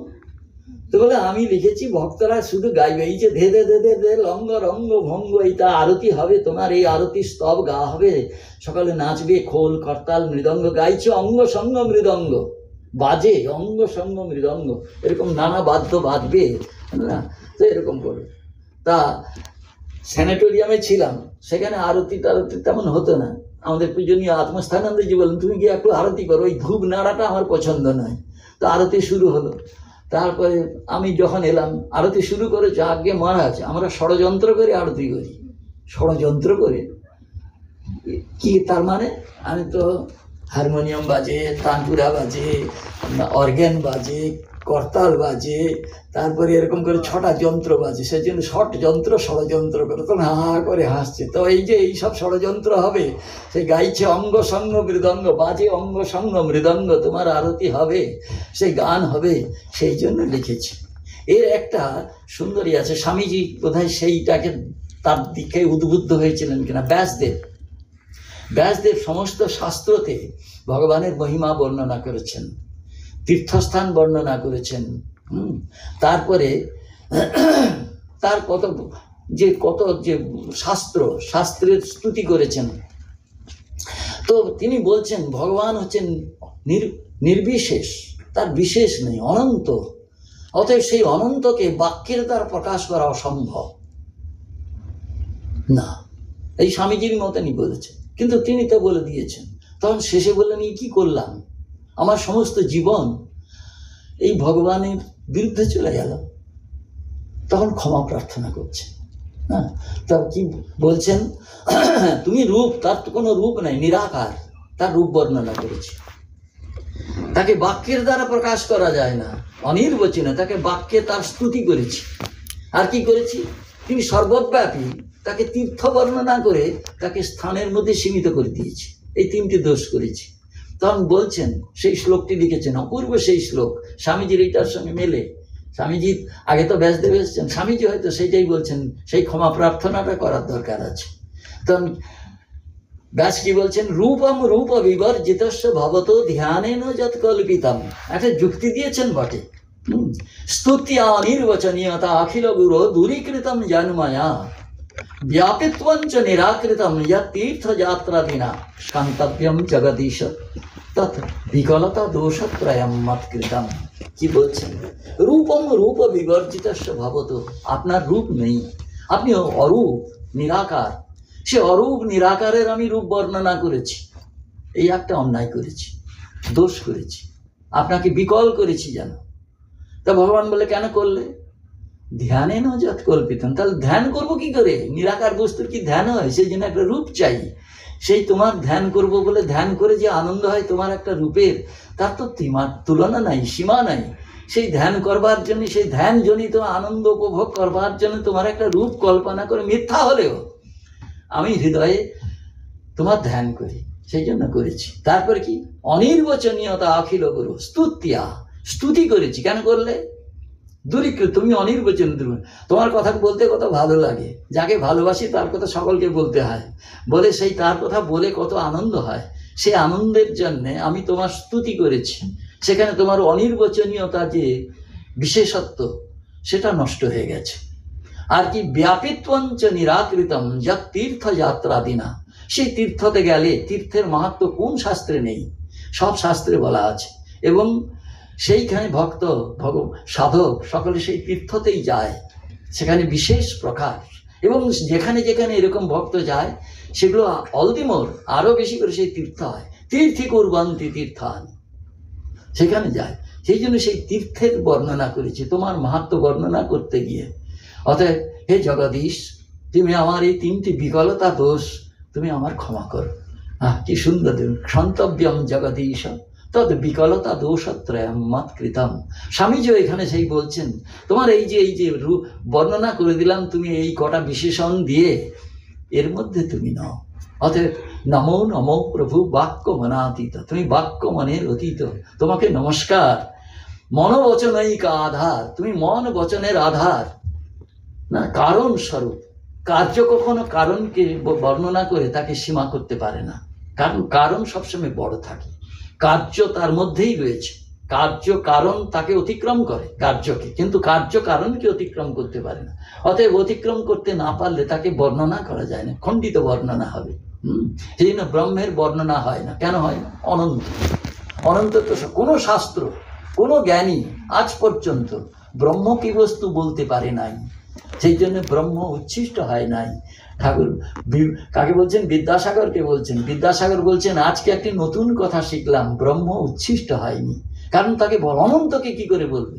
তার তো অন্ত হয়। এইটা যখন বলছেন, অক্রুর বলছেন ভগবানকে, শ্রীকৃষ্ণকে বলছেন, ইয়োহি আত্মমায়া বিভবঞ্চ পর্যাগাত, যিনি তার নিজের যে মায়া শক্তি, মানে যে নিজের যে ঐশ্বর্য শক্তি, সেই শক্তি তিনি নিজেই জানেন না।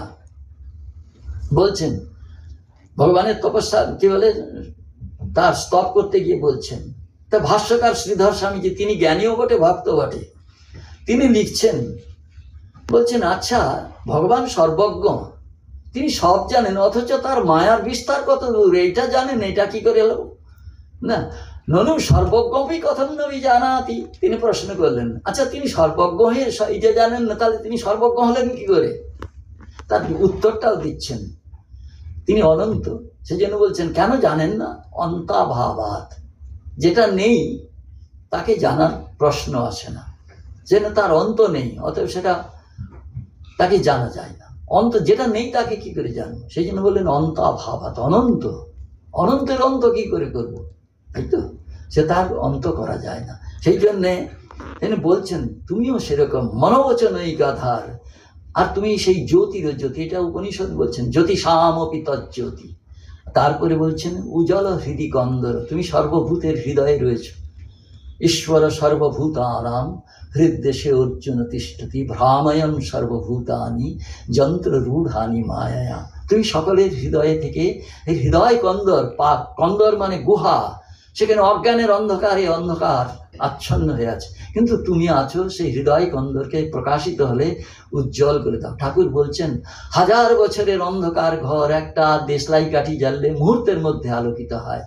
এই 1000 জন্ম জন্মান্তরের অন্ধকার হৃদয় গুহা, যখন ঈশ্বরের প্রকাশ হবে সেখানে, সেই হৃদয় কন্দর উজ্জ্বল হয়ে যাবে, সেই উজ্জ্বল হৃদি কন্দর। আর তুমি তমভঞ্জন হার, সেই তমভঞ্জনকারী তুমি। তমজ্ঞান নাশ করে সত্য গুণে তুমি আমাদের প্রতিষ্ঠিত করে দাও।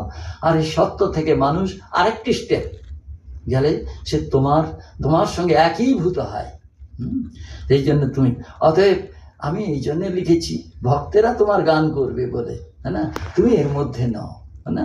গাইছে ছন্দ, জয় জয় কি করে গাইবে? জয় জয় আরতি তোমার, হর হর আরতি তোমার, শিব শিব আরতি তোমার। এই আরতি তোমার হবে, শিব শিব, সেই আরতির গান মঙ্গল, সেই শুনলে যত দূর যাবে সব মঙ্গল হবে, বুঝতে? আর বলছেন হর হর আরতি তোমার, তুমি আমাদের সব সংসার দুঃখ, আমাদের সংসার জনিত যে অবিদ্যা সব হরণ করো। সেই জন্য তো তুমি হর, হরি জয় জয়, তোমার জয় হোক, তোমার জয় হোক, যে ঈশ্বরের জয় হোক, না? এই বলে জয় শ্রী গুরু মহারাজ জি কি জয়। এই পর্যন্ত আজকে হলো। আমরা পরের দিন 2টো ক্লাস বোধে আছে গীতার উপরে, 2টো অধ্যায়। তারপরে আমরা শুরু করব শ্রী রামকৃষ্ণ গীতা। এটা হয়তো ততদিনে প্রেস থেকে এসে যাবে, না হলে আমার কাছে যে ম্যানাস্ক্রিপ্ট আছে তাই দিয়ে শুরু করা যাবে। শ্রী রামকৃষ্ণ গীতা মানে ঠাকুর যে উপদেশ দিতেন, তা একবার প্রলটটা আজকে বলে দিচ্ছি ছোট্ট। তা বলছেন, এই ছিলেন আমাদের কিরণ দত্ত বলেছিলেন, সেই কিরণ দত্ত বাগবাজারে, কিরণ নিকেতন আছে এখনো। সেই কিরণবাবু নির্মলানন্দজির শিষ্য ছিলেন। নির্মলানন্দজির নাম আপনারা নিশ্চয়ই অনেকে শুনেছেন, যারা কথামৃত সব পড়েছেন। তুলসী মহারাজ তা আসতেন, তিনি প্রথমে ভাবতেন আমি স্বামী বিবেকানন্দের শিষ্য, কিন্তু পরে এই মতটা তিনি পরিবর্তন করে শ্রী রামকৃষ্ণের শিষ্য এটা প্রচার করতেন। তো সঙ্গে থাকেননি তিনি, না বাইরে সন্ন্যাস নিয়েছিলেন নির্মলানন্দ।